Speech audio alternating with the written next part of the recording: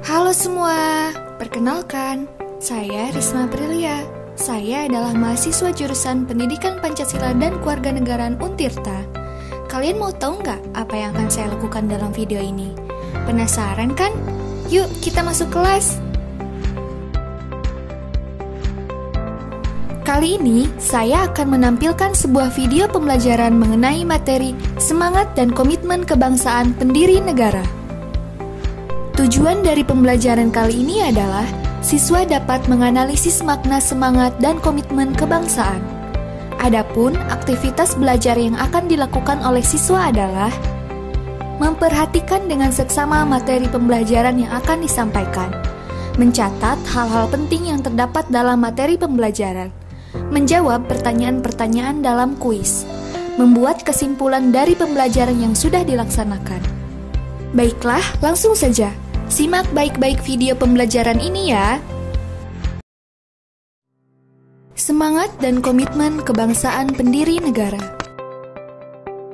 Para pendiri negara merupakan contoh yang baik dari orang-orang yang memiliki semangat yang kuat dalam membuat perubahan, yaitu perubahan dari negara terjajah menjadi negara yang merdeka. Sebut saja Insinyur Soekarno dan Muhammad Hatta, yang telah berhasil memperjuangkan kemerdekaan Indonesia bersama dengan rakyat.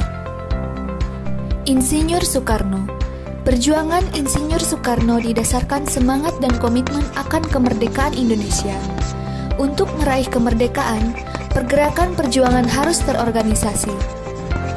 Bersama teman-temannya, Soekarno mendirikan PNI atau Partai Nasional Indonesia pada tanggal 4 Juli 1927 dengan tujuan utama untuk memerdekakan Indonesia. Karena hal tersebut, Soekarno ditangkap oleh Belanda dan dimasukkan ke dalam penjara. Di penjara Bancai, Insinyur Soekarno mendekam selama 8 bulan atas tuduhan pemberontakan. Soekarno yang menjabat sebagai ketua PNI dijebloskan ke penjara bersama dengan satu rekan pergerakannya, yaitu R. Gatot Mangkupraja, Maskun Sumadirja, dan Supriyadinata. Pada tahun 1930, Soekarno dipindahkan ke penjara Sukamiskin, Bandung. Di dalam penjara tersebut, Soekarno menyusun pledoi atau pembelaan yang berjudul Indonesia Menggugat. Pledoi tersebut dibacakan dalam persidangan di Gedung Pengadilan Kolonial, Landrat, Bandung. Soekarno dalam pembelaannya mengungkapkan bahwa bangsa Belanda adalah bangsa yang serakah yang telah merampas kemerdekaan Indonesia. Mendengar hal tersebut, Belanda marah dan membubarkan PNI pada Juli 1930. Setelah keluar dari penjara, Soekarno kemudian bergabung dengan Partindo karena ia sudah tidak memiliki partai lagi. Soekarno didaulat sebagai pemimpin Partindo, tetapi ia kembali ditangkap oleh Belanda dan diasingkan ke Flores.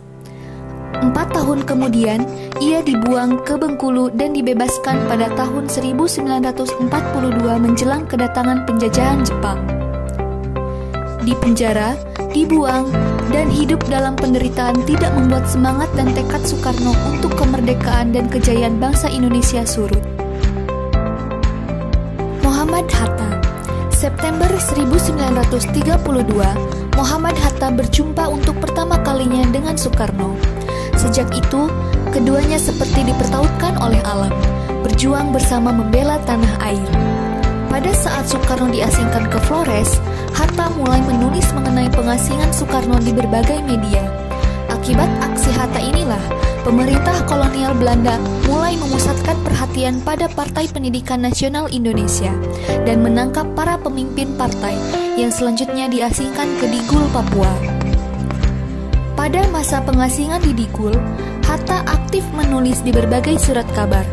Ia juga rajin membaca buku yang ia bawa dari Jakarta untuk kemudian diajarkan kepada teman-temannya. Selanjutnya, pada tahun 1935, saat pemerintahan kolonial Belanda berganti, Hatta dan Syahrir dipindah lokasikan ke Banda Neira. Di sanalah Hatta dan Syahrir mulai memberi pengajaran kepada anak-anak setempat dalam bidang sejarah, politik, dan lainnya. Setelah 8 tahun diasingkan, Hatta dan Syahrir dibawa kembali ke Sukabumi pada tahun 1942. Selang 1 bulan, pemerintah kolonial Belanda menyerah pada Jepang. Pada saat itulah Hatta dan Syahrir dibawa kembali ke Jakarta.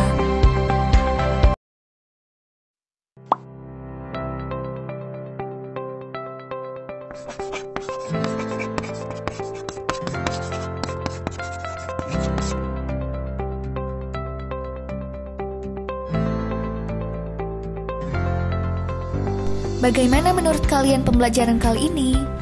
Menarik bukan? Kesimpulan yang bisa kita ambil dari pembelajaran kali ini adalah komitmen dan semangat kebangsaan yang dimiliki oleh pendiri negara sepatutnya dimiliki oleh kita juga sebagai warga negara Indonesia.